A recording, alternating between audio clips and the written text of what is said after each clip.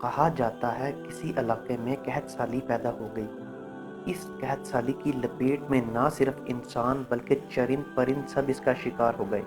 مویشی مالکان بے حد پریشان تھے۔ اس دوران ایک مسجد کے مولوی نے جمعے کے خطبہ میں نہایت یقین کے ساتھ یہ بات بتائی کہ اللہ کا نام لے کر یعنی بسم اللہ پڑھ کر دریا کو حکم دیا جائے تو وہ بھی نافرمانی نہیں کرتا۔ خطبہ سننے والوں میں ایک چرواہا بھی موجود تھا۔ مولوی کی یہ بات اس کے دل میں اتر گئی اور اس بات پر اس کا یقین کامل ہو گیا۔ اس نے واپس آ کر اپنی بکریاں کھولی اور سیدھا دریا پر چلا گیا۔ اونچی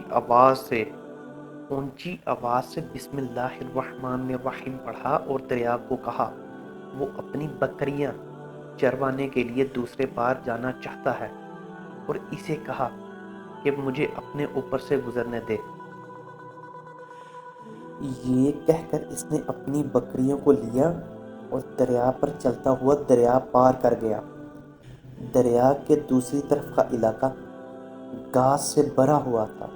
درختوں کے پتے بھی سلامت تھے کیونکہ کسی کو یہاں تک آنے کی رسائی نہیں تھی۔ اس نے خوب اچھی طرح سے اپنی بکریوں کو سیر کروایا اور واپس لوٹ آیا۔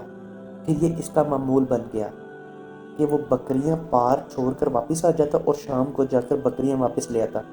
اس کی بکریوں کا وزن دگنا چگنا ہو گیا۔ لوگ چونک گئے اور اس سے پوچھا کہ وہ اپنی بکریوں کو کیا کھلاتا ہے۔ وہ سیدھا سادہ اور صاف دل نوجوان تھا۔ اس نے صاف صاف بات بتا دی کہ جناب میں تو بسم اللہ الرحمن الرحیم پڑھ کر دریا پر چل کر اپنی بکریاں دوسری طرف چروانے لے جاتا ہوں۔ یہ بات سب نے سنی مگر کسی نے اس چرواہے کی بات پر یقین نہیں کیا کیونکہ یہ ناقابل یقین بات تھی۔ مگر بات ہوتے ہوتے مولوی صاحب کے پاس پہنچ گئی۔ مولوی صاحب نے اس چرواہے کو بلایا اور سارا ماجرا پوچھا۔ اس چرواہے نے مولوی صاحب کو ہی حوالہ بنا لیا کہ مولوی صاحب میں نے تو آپ کا شکریہ ادا کرنے والا تھا۔ آپ نے جمعہ کے خطبہ میں جو نسخہ بتایا تھا کہ بسم اللہ کہہ کر دریا کو بھی حکم دو تو وہ بھی انکار نہیں کرتا، تو میں تو بس آپ کے نسخے پر ہی عمل کر رہا ہوں۔ مولوی صاحب حیرت سے اس کے چہرے کو دیکھتے رہے۔ مولوی صاحب نے کہا بھائی صاحب ایسی باتیں تو ہم ہر جمعہ میں کرتے ہیں، فقط ان کا مقصد لوگوں کا ایمان بنانا ہوتا ہے۔ مگر بکریوں والا ڈٹا رہا۔ میں تو بس بسم اللہ کہہ کر پانی پر چلتا ہوں اور بکریوں سمیت پانی پار چلا جاتا ہوں۔ آخر کار مولوی صاحب نے صبح خود یہ تجربہ کرنے کی ٹھانی، جسے دیکھنے چرواہا سمیت پورا علاقہ بھی آ گیا۔ مجمع زیادہ تھا۔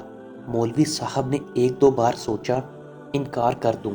آخر کار مولوی صاحب نے صبح خود یہ تجربہ کرنے کی ٹھانی، جسے دیکھنے چرواہا سمیت پورا علاقہ بھی آ گیا۔ مجمع زیادہ تھا۔ مولوی صاحب نے ایک دو بار سوچا کہ انکار کر دوں، کہیں ڈوب نہ جاؤں، مگر وہ جو مولوی صاحب کو کندھے پر اٹھا کر لائے تھے اب بھی جوش و خروش سے اللہ اکبر کے نعرے لگا رہے تھے اور مولوی صاحب کے حق میں تعریفیں کر رہے تھے۔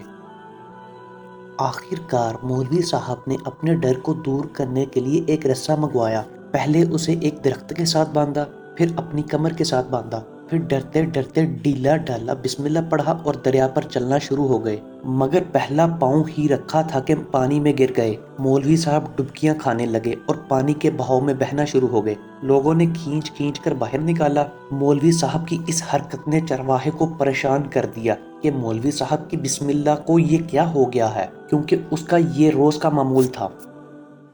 اس کے اپنے یقین میں کوئی فرق نہ آیا۔ اس نے بسم اللہ کہہ کر بکریوں کو پانی کی طرف اشارہ کیا اور خود ان کے پیچھے چلتا ہوا پار چھوڑ کر واپس بھی آ گیا۔ لوگ اسے ولی اللہ سمجھ رہے تھے اور اس کے حق میں نعرے لگا رہے، مگر وہ سب سے بے نیاز سیدھا سادہ انسان تھا۔ وہ مولوی صاحب کے پاس پہنچا اور کہا مولوی صاحب میں آپ کی بسم اللہ کی تعریف سے کافی پریشان تھا، مگر پانی پر چلتے ہوئے مجھے آپ کی بسم اللہ کی بیماری کا پتہ چل گیا۔ اس چرواہے نے درخت سے بندھی رسی کی طرف اشارہ کیا اور کہا مولوی صاحب یہ ہے آپ کی بسم اللہ کی بیماری، آپ کی بسم اللہ کی برکت کو یہ رسہ کھا گیا۔ آپ کو اللہ اور بسم اللہ سے زیادہ اس رسے پر بھروسہ تھا، لہٰذا اللہ نے بھی آپ کو اسی رسے کے حوالے کر دیا۔ پھر کہنے لگا مولوی صاحب آپ بھی کمال کرتے ہو، میں نے آپ کے منہ سے سنا اور یقین کر لیا، اور میرے اللہ نے میرے یقین کی لاج رکھ لی، مگر آپ نے اللہ کا کلام سنا مگر یقین نہیں کیا، لہٰذا آپ کو اللہ نے رسوا کر دیا۔ محترم عزیز دوستو، یہی کچھ ہمارا حال ہے، ہماری نمازوں اور دعاؤں کا حال بھی یقین سے خالی ہے۔